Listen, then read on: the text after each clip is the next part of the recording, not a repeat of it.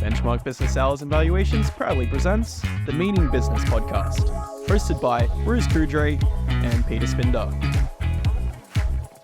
This is the podcast for anyone serious about buying, selling, and preparing your business for maximum growth.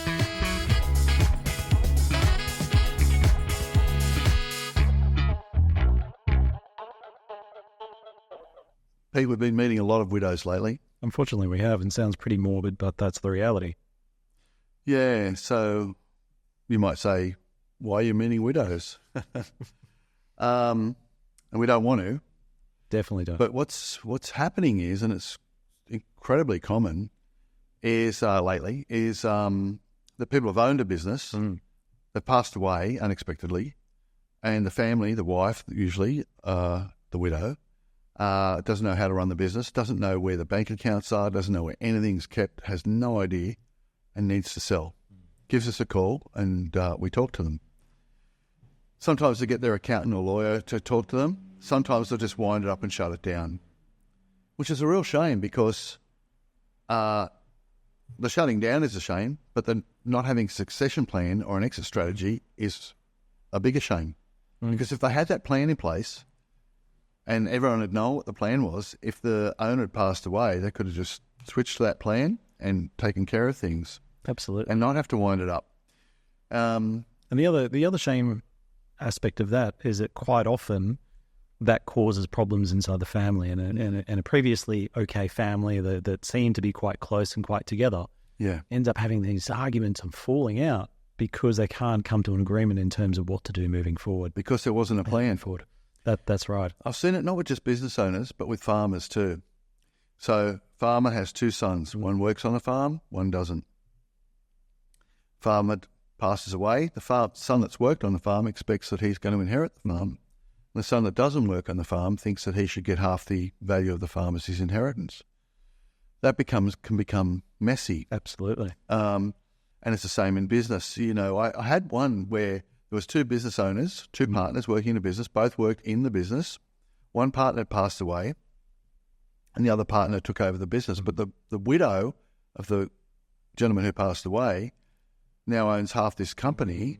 She's not working in there. He's working in there. She it became messy because she didn't trust him, I suppose, and he didn't want her around.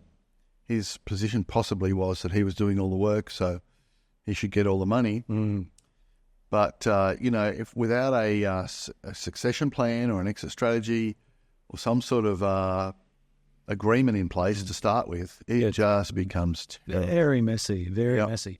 And the thing is, leaving it too late is an issue. So we're dealing with someone at the moment, and you know this person, who we've identified as in early dementia stage. Yes, exactly. And this individual, even though there's a need, and the people working within the business, family members, know that there's a need to go through the succession process. The problem they've got is that this person is a majority shareholder, and because of the dementia, it's very, very difficult now to try and get Dad to make the decisions, to do the right things. He keeps forgetting conversations and keeps forgetting appointments and who we are and what we're about. And that's right. And families now panicking because they're like, okay, well, this is a big business. It's a well-known business. People are listening to this would know that company. That's right. And they're wondering, okay, well, what's going to happen when Dad goes even further into dementia? So I guess the message here is that we don't want to be seeing those sort of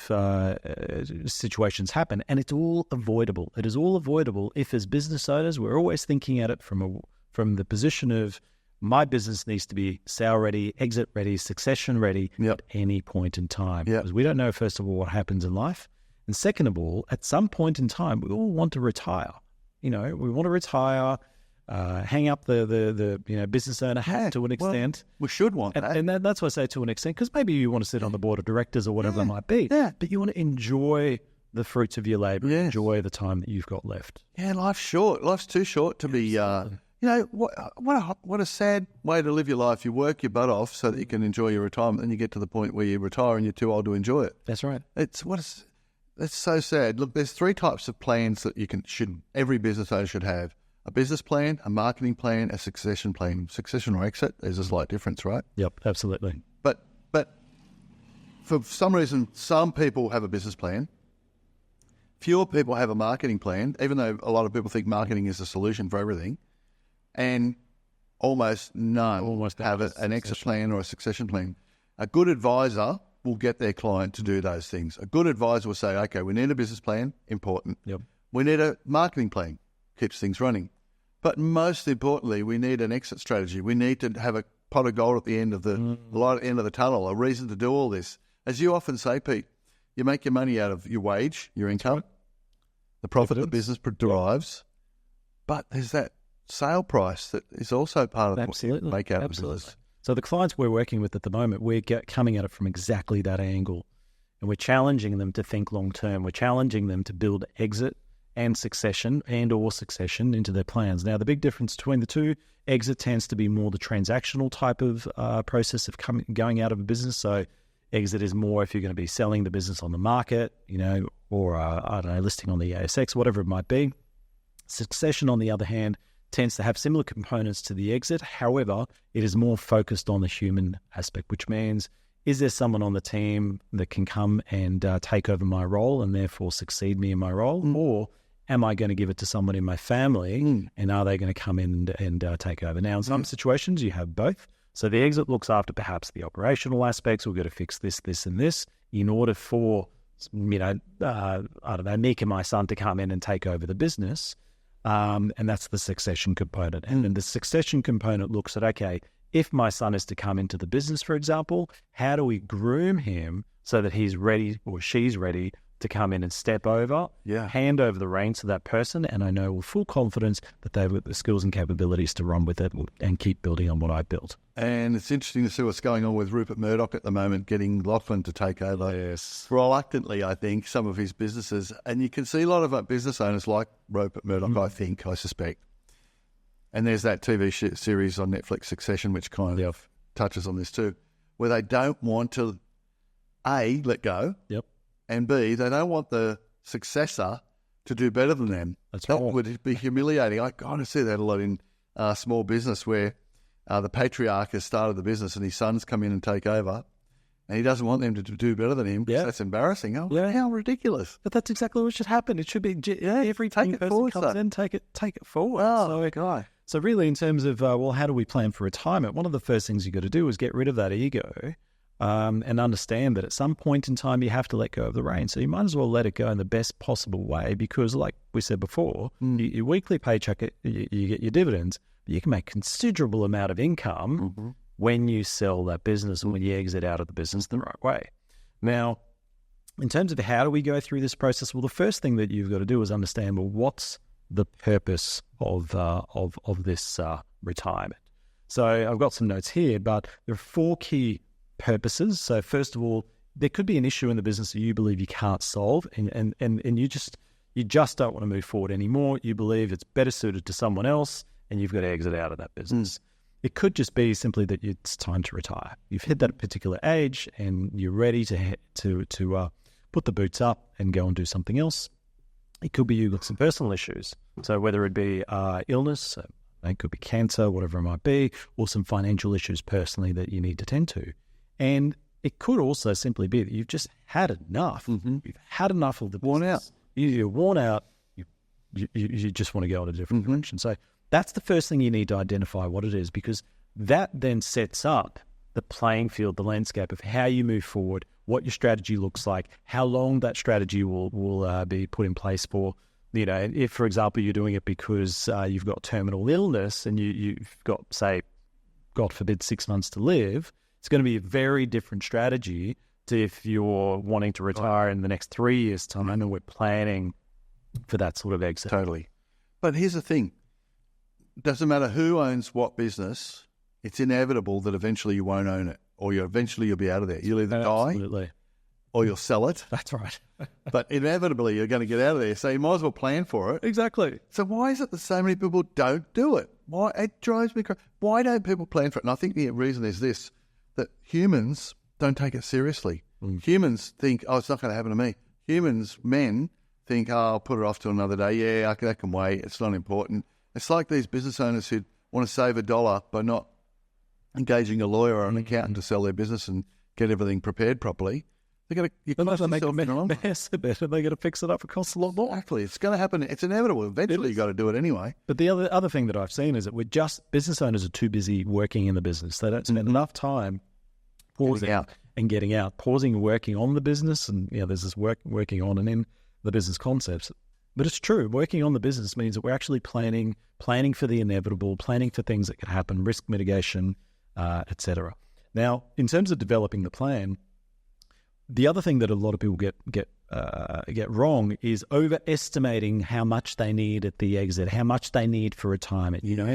People might think, "Oh my God, I can't retire until I've got $10 million in my bank," whatever the figure is, or the mortgage paid off, or whatever, some magic number. That's right, because they haven't actually bothered to sit down and truly work out what it is that they're going to spend their time on and how much money they really need in order to achieve the things they want to achieve. And there's a great book by Tim Ferriss, The 4-Hour Workweek. Listen to that book or read that book, and you will see he's got the same message in there, that if you understand truly what it costs to live and achieve the things you want to achieve, you'll be surprised, because most people don't need $10 million in their bank account to have a very comfortable retirement. And that changes your perception of what you need to achieve in business. Yeah, definitely people, in my observation and yours, what you just said, wait too long or think they need this magic number for the day of retirement to be right for them. And usually, I would say, in my experience, it's too late. Absolutely. Usually they've waited too long. There's a guy, I hope this is relevant, there's a guy named Peter Sterling who was a rugby league player, very, very successful rugby league player. And he recently, at the age of 60, retired from commentary on TV on Channel 9.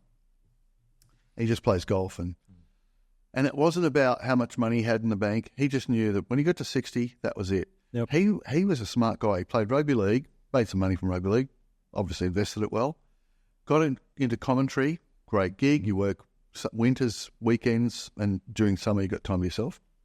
He was offered coaching jobs with many football clubs, and there's no doubt he would have been a great football coach. He would have made good money. But his stress levels have been through the roof. The angst and garbage you would have had to put up with been incredible. Smart guy. He planned it from the start. When I get to 60, that's it. Yep. I'm out. Wasn't about a magic number. Wasn't about, getting sick and can't go any further. He's got the rest of his life to enjoy himself and live a real life.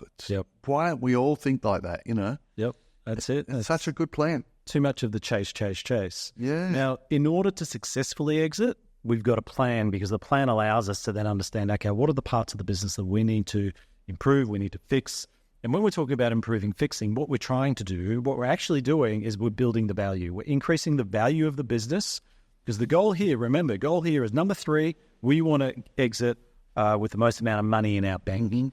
So if we do things today that add value tomorrow, then they're the activities we need to do, because when it adds value tomorrow, it has more value in our bank account when we go to sell. It's just how it works. Yeah. You can't do this if you haven't got a plan in place, if you're not properly implementing that plan, taking on other people's advice, and moving forward with that goal of building a valuable business as opposed to just the business. Yeah. When you meet business owners and you're diagnosing their situation, are you focusing predominantly on the now, or you're focusing on the pot of gold at the end, which is the exit? What dual? So it's a dual answer. So we focus on, it always starts with the same thing. Where do you want to go? What's the end goal from a personal point of view and from a business point of view? What's the current situation? So we understand the current situation. And what do we need to achieve between now and when you want to exit in order to achieve a successful exit? And there's always going to be quick wins. There's always got issues in a business that we need to address today that have got nothing to do with the future view. But in fact, it does, because successfully fixing the current issues will allow us to fix the future issues. Well, an extra $1 a year of profit today is worth probably $3 when you go to sell a business. Exactly. But what I've heard from you is that it seems to me that business owners are happy to look at what they can do now for the now, but they're a bit reluctant to look at what they need to do for the later on. I find anything beyond 12 months and people's eyes just glaze over. It just becomes too hard. I see that too. But you know what I've found? If you can get that business owner to identify what it is they want to achieve out of the business and what they're going to do next and what their retirement or the next step looks like, and to really fall in love with that idea of what's next, suddenly they've got this light at the end of the tunnel. They've got a reason to go to work every day. They're motivated. You know, people when they start in a small business, they're motivated. They eat, sleep and breathe that thing. But then you get into this kind of boring, routine, mundane lifestyle. You hit that plateau. Yeah, the business is like... Then you start going backwards. Yeah. But once you identify this exit strategy, what we're going to do, how we're going to do it, when we're going to do it, whoa, now we're back to those early days. That's why when we develop these strategies, one of the first questions we ask, and even in the diagnosis, we ask this question: what would you do if you weren't in this business? What are you going to do after the business? What are the things that you enjoy? What are your passions beyond the business that you've got? Is it cooking, travel? Is it whatever it might be? And then we use that as the fuel to create a new future state for that business owner that they can look forward to, they can start working towards, you know? Do you find that business owners, when you talk to them about that, don't have an answer? They don't really know what it is they want to do? Is that common? They think that they don't know. Oh, right. And then we ask enough questions and we ask it in the right way until eventually the story comes out. There's always a story. Yeah. I've yet to meet someone who truly says, I have no idea. Yet to meet someone. Interesting. Yeah. So what else have you got there? Have you got anything else, Pete? Well, I do, and I'd like to say this, that it's fantastic to go through this process. It's great to understand where you're at, where you want to go, having a plan, all of that sort of stuff. That's all good. But the reality is that is absolutely worthless and useless if you don't do anything about it and if you don't commit to it. You've got to stick to the process. You're not going to see outcomes in month 1 or 2. It takes time to make big change in a business, especially when you're looking at, say, a 3 to 5 year plan to exit out of your business. Succession in particular is difficult to achieve because of the human element. So it's got to be done in the right way. You've got to get advisors on board. And so if you want to go through this the right way, get advisors, make sure you build the right team structure around you and commit to the process and think long-term, not short-term. Absolutely critical. So we started off today by saying I've been meeting too many widows, which is true. So what we don't want is any more widows. And the way we can avoid that, coming to us, the way we can avoid that is with business owners getting themselves an exit plan, as well as a business plan and marketing plan, and playing towards that exit strategy and having all their family members and all their advisors knowing what that plan is. So if something untoward does happen, they can kick it into gear and keep running smoothly. Absolutely. As we've said it several times on this podcast series now, your business should be sale ready at any point in time. And a sale ready business is a valuable business. That's the business you want to be. Exactly. All right. Well, thanks, Pete. That was good. Hope people got something out of that. And we'll see you next time on Meaning Business. Thanks, Bruce. Thanks, everyone.